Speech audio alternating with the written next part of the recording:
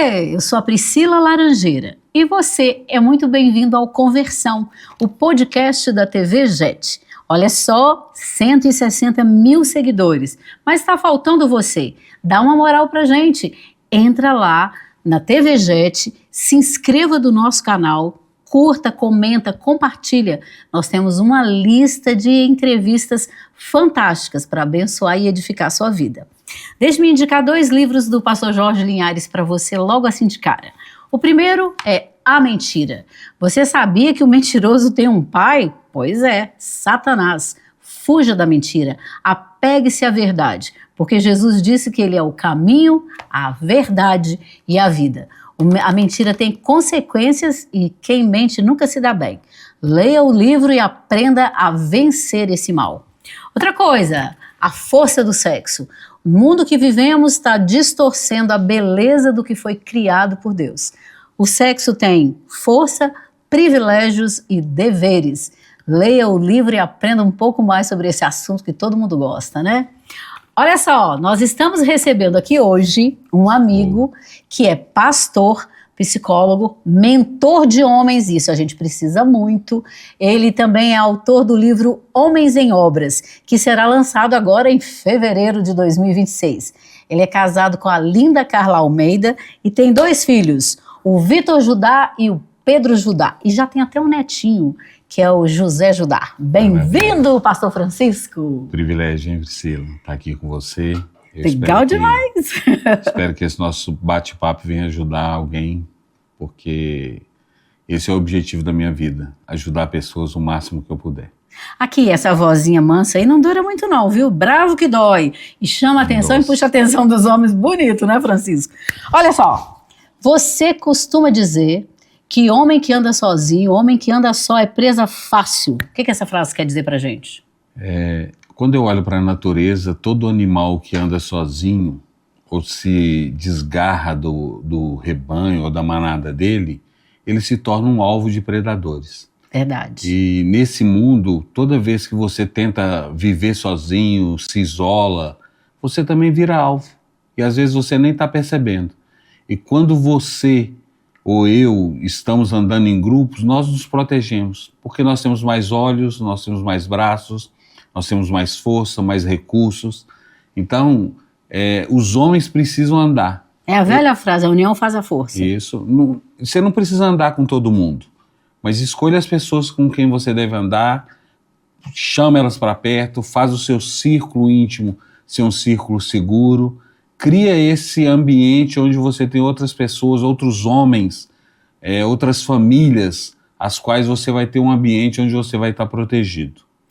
Você trabalha especificamente com o Ministério de Homens. Como é que foi construindo esse chamado tão específico? Acho que foi em 2020, não foi em 2020.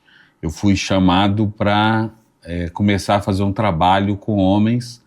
E o meu pastor na época não queria que eu fizesse um culto de homens. Ele falava comigo que nós estamos cheios de culto.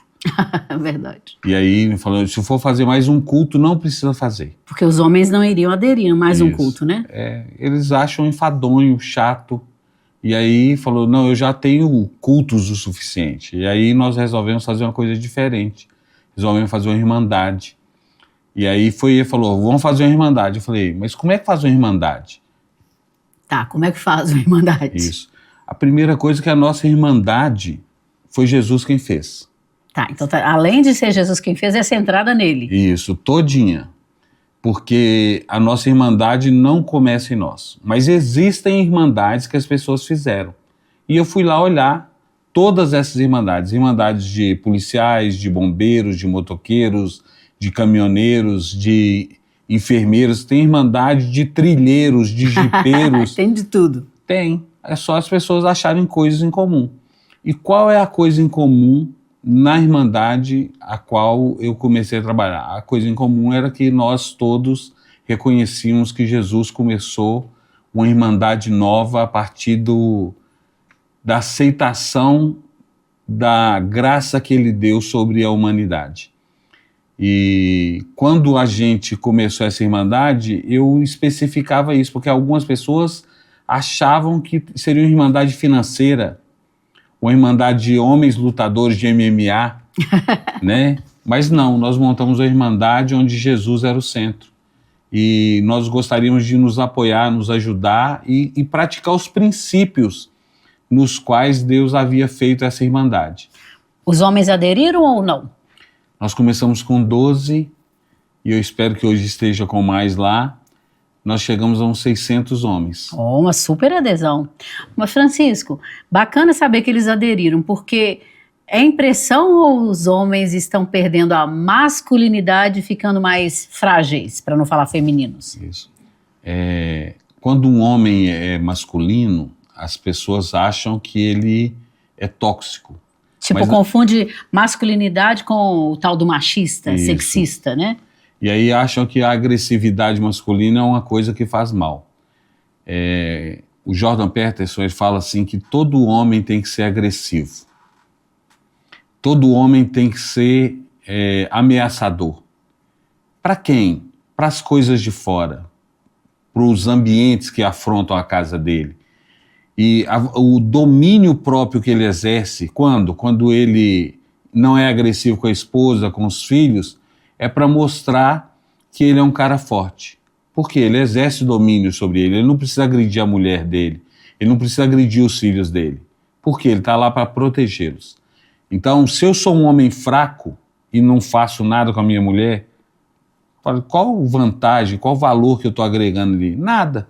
É capaz de eu falar, eu sou tão fraco, se eu for lá agredir minha mulher, ela que me bate.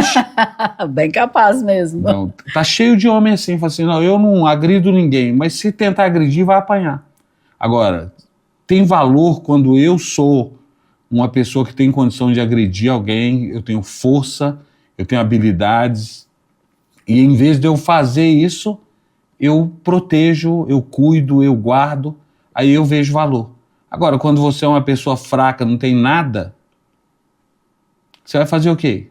Então, pelo que eu estou entendendo, essa agressividade, na verdade, é sinônimo de força. Força moral, fibra. É condição realmente de ultrajar alguém. Os Estados Unidos falando que vai invadir um país e o nosso presidente falando a mesma coisa. Eu vou atravessar aqui, vou ir no seu país, vou te agredir. Eu não vou acreditar que o Luiz Inácio vai agredir, não. Não. Quer dizer, ele está agredindo. Não vamos entrar em polêmica, mas ele está agredindo. A nós aqui, irmãozinho. Eu acho que alguns países iam começar a rir. Eu também. De uma ameaça dessa. Agora, quando o Trump fala, a maioria das pessoas estão entendendo que ele consegue fazer isso. Tem aqueles que falam que ele é doido, que ele é ousado, que ele blefa, que ele é vocal demais, que ele faz muito barulho, que ele é midiático, mas ele fez. Ele não só fez uma, mas fez muitas vezes, e agora o povo está acreditando que ele fala e faz. Então, esse tem que ser o papel de um homem. Qual o papel? Ser poderoso, protetor e cuidar do seu. Como é que a América vai ser grande? Faça a sua família grande, proteja o seu ambiente, proteja a sua casa, proteja os seus. Se o seu filho estiver sendo ameaçado, ele sabe que ele pode correr para casa que tem proteção. Tudo isso aí que ele está falando está lá no campo de lentilhas, né? Para a gente aprender essa força e essa autoridade. Quer dizer, quando a família vê esse homem mais viril, mais forte, macho mesmo, ela também respeita esse papel. Respeita, sabe que ali tem proteção, sabe que ali tem um ambiente seguro, que não vai ser qualquer um que vai chegar e vai invadir esse espaço. Nós precisamos resgatar isso de novo. Você fala em resgate, mas você também sabe que, você mesmo estava me dizendo que há uma geração de homens juvenis. Tem. Eu não vou marcar datas, né, mas porque teve pessoas que foram criadas, apesar dessa época, que foram criados de tal maneira que elas foram expostas a ambientes onde eles foram obrigados a mostrar masculinidade. Quando eu olho para Davi, por exemplo, um menino de 13, 14 anos, que o pai levou para tomar conta de ovelhas, e chegou uma hora, o pai olhou para ele, você tem condição de ficar aqui sozinho, meu filho? Num ambiente onde tem urso e leão? Falei, eu não gostaria de ter ficado nesse ambiente, mas ele foi treinado, preparado para ficar lá naquele ambiente, e quando apareceu as dificuldades de urso e leão, ele estava pronto. A geração de hoje, os pais não estão presentes, não estão acompanhando, não estão treinando, não estão adestrando os meninos. Com quem que eles estão aprendendo? Um menino ensinando o outro. Quantas vezes... imaturo, né? Ensinando o outro. Eu vejo esposas falando que ela fala, amor, vamos deitar. E o marido vira e fala, só vou acabar a partida. E ele vai para a cama 3, 4 horas da manhã porque ele ficou brincando com os amigos de PlayStation, de algum joguinho. E aí eu olho, que dia que um homem na história ia deixar de se deitar com a esposa dele para ficar brincando de videogame, coisa de criança? Só essa geração. Essa geração perdeu o quê? Valores, princípios, referenciais. O homem deixou de ser o cabeça e delegou um pouco isso aí? O que está acontecendo? Ser homem e ser macho nessa geração parece que virou pecado. Então, o que a gente precisa resgatar o homem precisa entender que ele é esse tipo de coisa, ele é embrutecido mesmo, ele precisa fazer as coisas que são necessárias. Apareceu uma dificuldade, não olha para o lado não, é com você mesmo. A dificuldade está comunicando, é você que precisa resolvê-la. E quando você é um juvenil, você sempre vai procurar um socorro em outra pessoa. O socorro que precisa ser dado para a sua família tem que partir de você. E aí, essa geração não teve um modelo com quem aprender. Por quê? Porque até na Revolução Industrial, os pais estavam dentro de casa praticando seus ofícios e ensinando os filhos tanto a fazer o ofício que o filho estava aprendendo, que era o ofício que aquela família tinha, quanto os valores e os princípios que a família tinha. E depois, os pais foram tirados de dentro de casa. Na época da Revolução Industrial, acho que eles trabalhavam 14, 15 horas por dia. Muito tempo. Era. E aí, quando chegava em casa... Quer dormir, né? Tá morto, né? Eu não quero discutir, não quero conversar, não quero te ensinar. Eu não quero nem corrigir filho. Esse era o problema. Pais sendo tirados. Nessa transição, nós perdemos muito. E até hoje tem alguns pais que ainda ficam nesse ritmo. Eles fazem proteção e provisão. Mas a principal parte que um pai precisa exercer, que um homem precisa exercer, é a presença. Quer dizer que eu não preciso nem proteger e nem prover? Não, é um pacote. É um pacote. E aí, só que se você exerce 2 partes dele, você não fez o pacote completo. A presença é a chance que a gente tem de transmitir o jeito que a gente faz. Teve muita gente que adotou o tal do tempo de qualidade.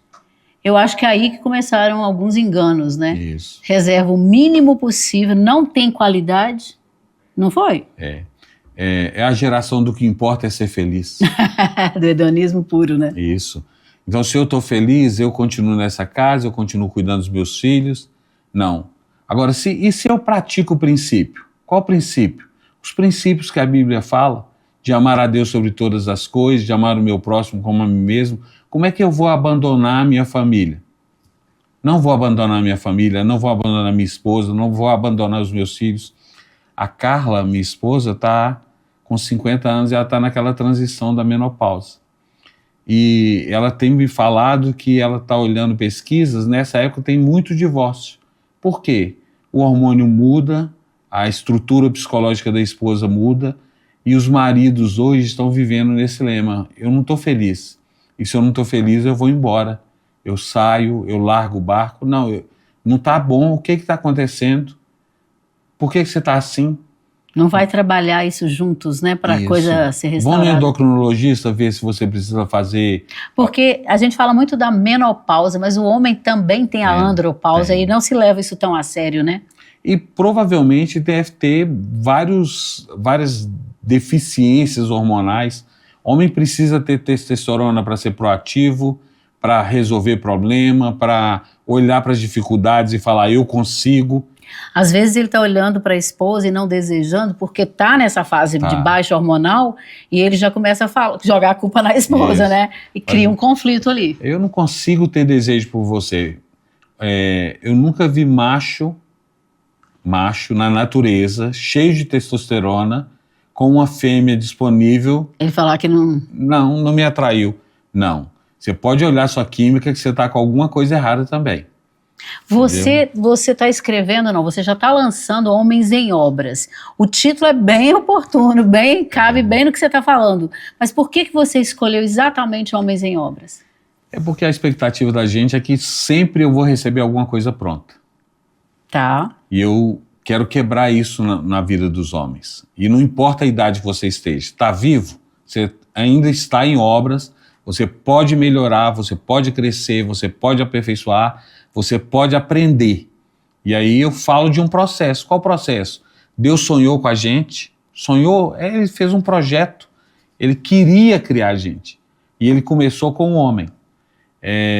Porque ele queria que o homem fosse feito, ele queria ter uma família.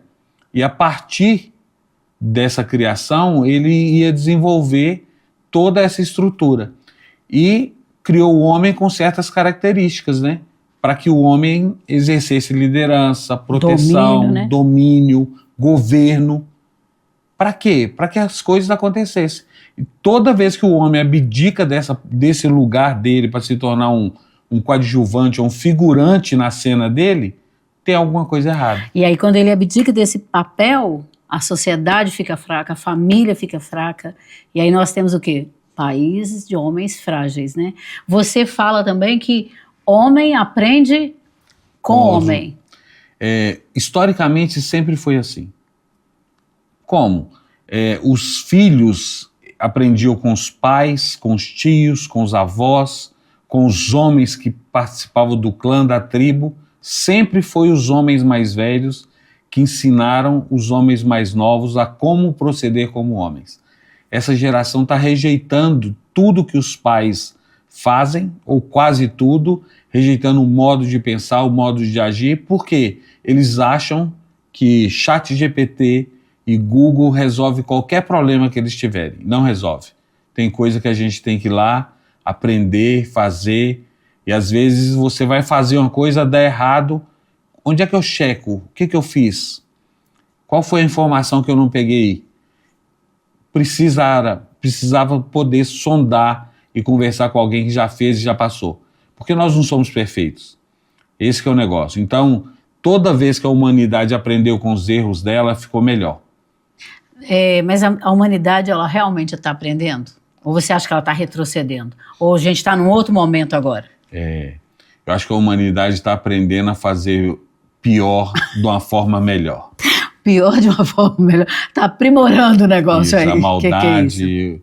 O dano, vamos falar assim, eu consigo criar armas melhores para destruir, para matar, eu consigo, em vez de fazer... algo bom e construtivo, Isso. pensa em fazer coisas... Por exemplo, aqui, ó, rede social. A pessoa vai lá e posta. E vem lá que eu nunca tinha lido os comentários desse podcast. Quando eu fui ler, eu falei, eu não sei se eu continuo lendo, porque se continuar, você fica na dúvida, se apresenta, não é? Porque você está fazendo alguma coisa e alguém está pronto para criticar. Mas obrigado, porque tem um monte de gente prontinho para ajudar, né? Para puxar para cima. Toda dica que você quiser dar para a gente melhorar, a gente quer. Pode A tal da crítica construtiva, que é para acabar, né? Isso. Porque quem está criticando não quer ajudar a gente. Eu estava pensando em falar de algumas indústrias aqui, mas eu me controlei para a gente não ter problema. Mas eu vou falar sobre a internet, que é um excelente exemplo. Fala sobre a internet. 4, 5% da internet é usado de uma maneira que ajuda a gente. Pouco assim? Esse índice tão baixo?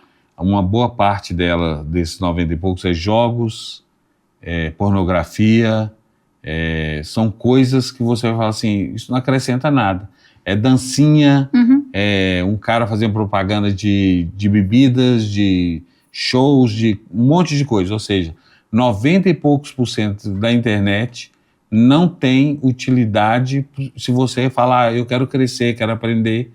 E aí é uma coisa que pode ser muito boa, só que nós conseguimos usar de uma forma muito má. E aí nós podemos fazer essas escolhas. E essas escolhas começam em mim.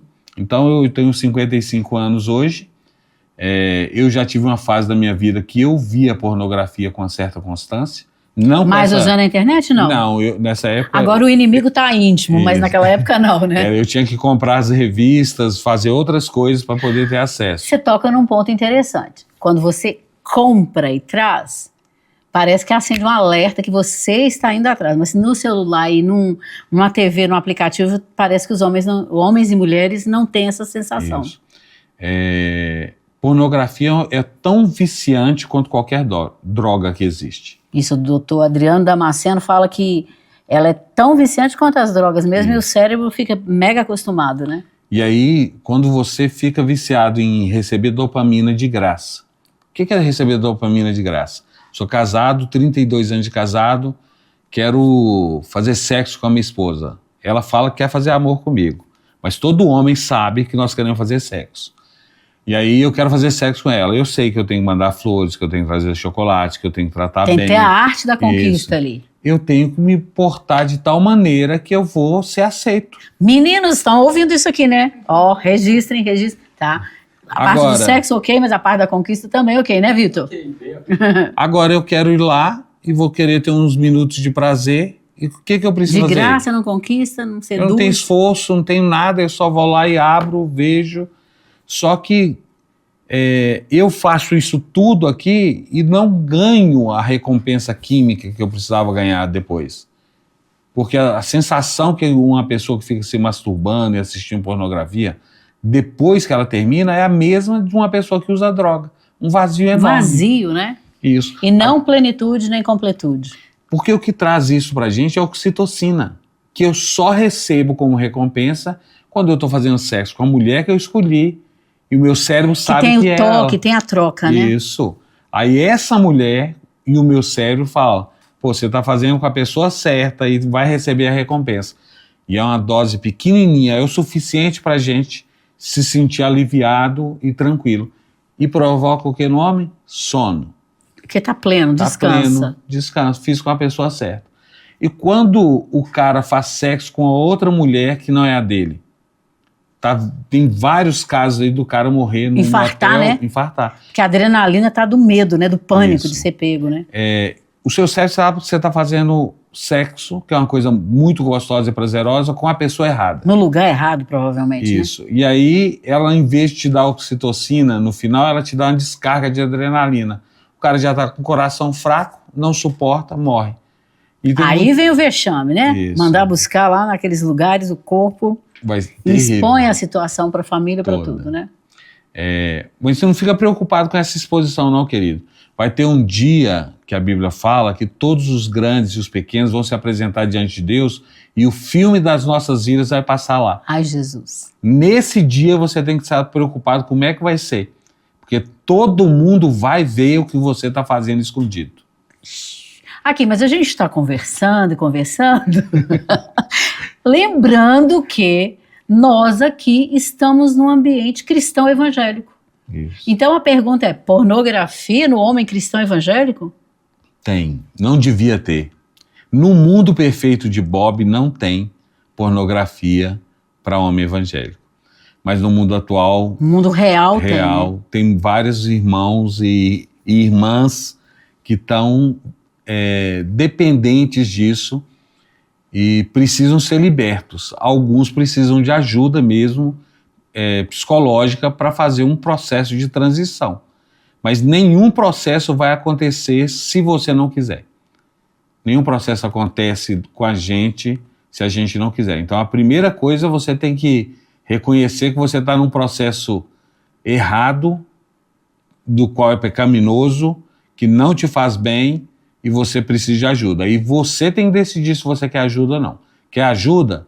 Tem pessoas que estão qualificadas para te ajudar a passar por esse processo e você parar com isso. É muito melhor fazer sexo com a esposa da gente e ter prazer em casa e cuidar da família, é muito melhor. Esse é o jeito cristão de fazer. Não é à toa que Deus criou essa célula para a sociedade. É porque ela tem um objetivo e ela faz bem para a gente. Você falou que homem aprende com homem e o homem aprende com seus iguais. Isso. Quando a gente está falando de cristianismo evangélico, o homem olha para os modelos que estão à disposição, tipo sua liderança, tem um referencial? Tem. E os pastores precisam começar a falar de coisas e lutas pelas quais eles passam. Porque eu sou homem, eu sou tentado, eu sou provocado, e tem algumas áreas, por exemplo, de pornografia, eu já venci. Eu não tenho dificuldade com isso hoje. Mas eu já tive uma época na minha vida que eu tinha dificuldade. Eu tinha dificuldade em vencer esse negócio. Então eu era tentado, aparecia alguma coisa, aquilo me constrangia. Porque era como um drogado chegando perto do ponto para comprar a sua... Foge, né? Pega Isso. o caminho para bem longe. Mas se você chega perto, você vai querer, né? Você está com problema de pornografia, você tem os seus canais do YouTube que você já sabe que acessa rápido, você tem uma dark web que você sabe que tem os vídeos que você gosta daquele jeito, e você não bloqueia nada disso. Esses dias eu estava atendendo um homem, falei com ele, ele falou, mas como é que eu faço? Vai lá, entra no YouTube, cria sua conta e mete uma senha lá de 1000 números. Que você não vai lembrar nunca, né? Falou, e deixa ela lá. A hora que pedir, fala senha. Ai. Falou assim, mas eu consigo ir lá e criar outra conta. Ok, ao trabalho. Ao trabalho. Quantas vezes o celular está do seu lado e você pega ele para não fazer nada? E se o celular estiver um pouquinho mais longe? Vai dar trabalho levantar e pegar, né? Aí você fala, eu não tenho motivo para pegar ele, vou continuar fazendo o que eu estou fazendo. Mas se você tiver com ele acessível à sua mão, toda hora você vai pegar ele para olhar nada. Mas se você tiver que dar um passo ou um movimento maior, vai ficar mais difícil de você querer pegar ele. E aí você não vai acessá-lo. Tudo que a gente não quer na vida, não deixa acessível. Não deixa acessível, a minha esposa está com a dieta restritiva porque ela está com alergia à proteína do leite. E isso está inflamando ela. Para que ela não tenha esse problema, eu comecei uma dieta restritiva lá em casa de coisas de leite. Então não come queijo, iogurte, do próprio leite. Isso. Onde é que eu comecei? Lá no supermercado. Não vai comprar para levar, se não pode consumir. Vai ser muito mais difícil de ter dela passar mal, porque não está disponível, né? Isso. Então, quando ela está em outros ambientes onde não tem essa restrição, ela vai ter acesso com facilidade. Mas no ambiente da nossa família, eu não estou deixando esse acesso o tempo todo liberado. Eu lembrei de um negócio aqui sobre pornografia. Teve uma vez que a minha esposa pegou meu celular e ela tem o hábito de olhar histórico, essas coisas. Tanto que o meu celular... Não tem senha? Não, ela colocou a senha, o rosto dela abre. Eu não tenho problema com isso. E ela pegou meu celular e foi no histórico do YouTube e viu umas cenas assim que eu nunca tinha visto. Tá. Eu falei, meu Deus, como é que alguém teve coragem de gravar umas coisas dela? Ela falou, me explica. Eu falei, explicar o quê? Esse aqui é seu celular. Eu falei, não tem nada para explicar. Tá no seu histórico. Eu falei, não fui eu. Aí eu tenho 2 meninos, né? E ela foi lá neles e falou, eu vou fazer uma pergunta, o negócio é grave, eu quero que vocês respondam. Algum de vocês pegou o celular do seu pai e foi assistir alguma coisa neles aqui? Aí um deles falou, foi eu. Aí ela voltou, falou, escapou. Eu falei, não escapei não, querido, eu não fiz nada. Porque se eu estivesse fazendo alguma coisa... Você assumiria? Não, eu teria escapado, né? Ou seja, eu vi, mas meu menino viu também. Assumiu, né? Tá escapei. Tudo bem. Mas não, eu não assisto. Hoje eu posso nem bater no peito e falar, graças a Deus, Jesus me libertou disso, eu não assisto isso mais. Só que esse mas aí vem a processo... pergunta, como é que você conseguiu se livrar de uma coisa que é viciante? Eu fiz uma dieta restritiva. Boa! Mantive longe do meu ambiente, evitei pessoas que me conduziam para isso.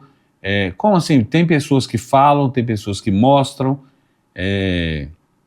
tem pessoas que nos oferecem. Consomem e ficam tentando compartilhar, né? Eu tive um caso uma vez numa célula que uma pessoa mandou um vídeo de uma mulher nua, e aí depois falou, a hora que eu vi, eu abri e falei, não é possível.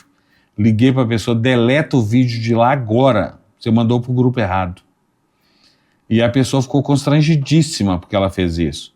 E eu fui perguntar para ela como que ela estava fazendo isso. Não, ela falou, eu tenho um primo que manda isso para mim direto. Aí ela foi compartilhar. Foi compartilhar com outro. Eu peguei e falei com ela, que liberdade o seu primo tem com você de compartilhar esse tipo de coisa?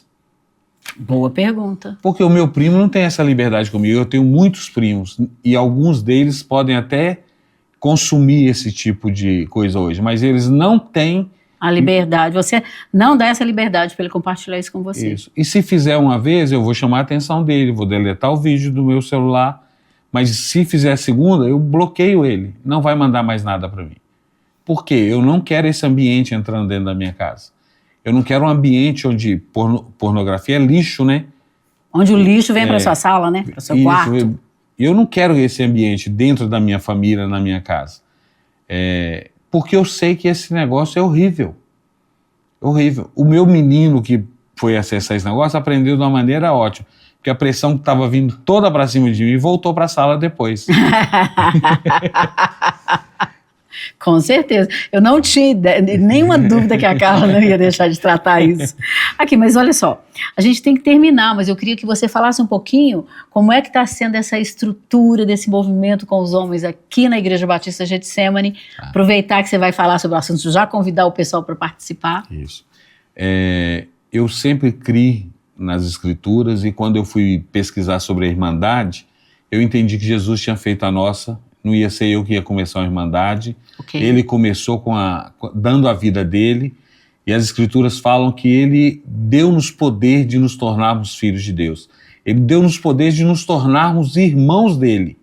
Esse foi o poder que Jesus deu. Essa irmandade, e a nossa chamamos irmãos de sangue, não é irmãos de sangue porque nós resolvemos fazer um pacto, cortar as dedinho nossas ali, mãos, deixar o sangue escorrer, não. É porque Jesus derramou o sangue dele Deus. E nos uniu como irmãos.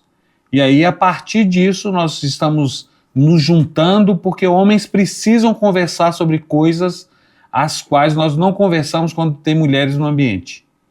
E aí a gente precisa alinhar de uma forma mais clara, objetiva, usando a linguagem que nós usamos, porque quando um homem vai conversar com o outro e não tem uma mulher perto, nós falamos de uma forma, não é torpe, não é vulgar, mas nós falamos mais rasgado, né? Isso, nós falamos claro porque a outra pessoa precisa entender o que está acontecendo ali. Então, quando a gente está conversando com um cara que é vagabundo, a gente não usa outra palavra. É isso que ele é, né? Então isso você que trata ele eu tinha um conhecido meu que ele teve um caso com a cunhada dele, ela engravidou. E foi uma coisa terrível. E quando ele veio contar no nosso grupo, ele foi retirado do nosso meio. Nós não queríamos ele mais. E aí eles falam assim, não, que preconceito, o cara numa dificuldade dessa. Não. Um homem que está no nosso meio, não respeita a família dele, não vai respeitar a minha. Com certeza. Então esse tipo de princípio, essa geração precisa entender. Nós precisamos andar com homens que respeitam a Deus, que amam o próximo. E aí nós vamos nos cuidar, nós vamos nos proteger, nós vamos nos corrigir, nós vamos nos ajudar para que as nossas famílias sejam preservadas. E às vezes o cara está com dificuldade financeira.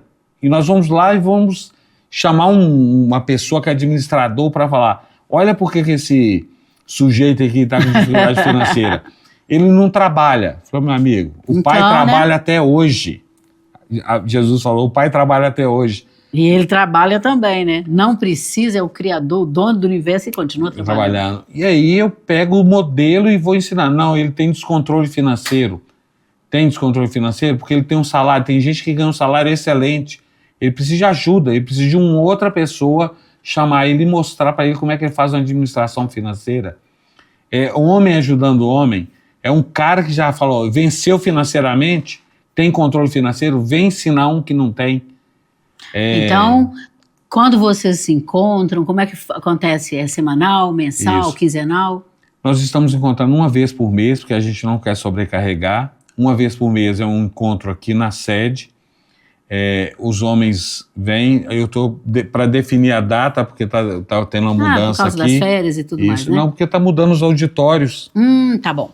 E aí está encaixando. Provavelmente vai ser dia 12, uma quinta-feira, a segunda quinta-feira do mês, mas vai estar para ser definido e eu vou começar a divulgar. Divulgar depois. Vou colocar lá nas minhas redes sociais que você vai poder ter acesso e você vai ver o dia certo. A Irmandade ela é feita para ajudar, para apoiar, para você crescer. Então vai ter conversas difíceis, vai ter coisas difíceis que a gente vai falar, mas eu tenho certeza que você for... vai me chamar de vagabundo? Se você não for, não, né? Se você não for, não vai ser, não. Mas se você for, nós vamos chamar você de vagabundo, mas nós vamos estender a mão para te ajudar. Meninos, compareçam aí aos irmãos de sangue. Como é que é em inglês mesmo? Blood Brothers. Eu até sei, mas meu inglês é ruim. Olha só, vocês estão convidados para se irmanar num grupo que teme ao Senhor, que honra ao Senhor, um grupo que tributa a honra e glória ao Senhor e um grupo que não está pensando em ser macho frágil, né? Não, de forma alguma. Nem macho tóxico. Nós não quer, eu acho que a toxicidade que o pessoal está falando aí é quando você se coloca no seu lugar. Porque o cara que agride mulher, querido, com certeza ele tem problema. Ele não gosta de mulher, ele gosta da outra parte. É esquisito um homem que fala que gosta de mulher batendo em mulher. Então, olha só, já deu para ver que a gente vai ter que chamar o Francisco de novo e vir com o livro Homens em Obras em mãos para a gente continuar esse papo que está rendendo muito. Muito obrigado, Francisco. Um beijinho para Carla e até a próxima. Gente, obrigada, valeu.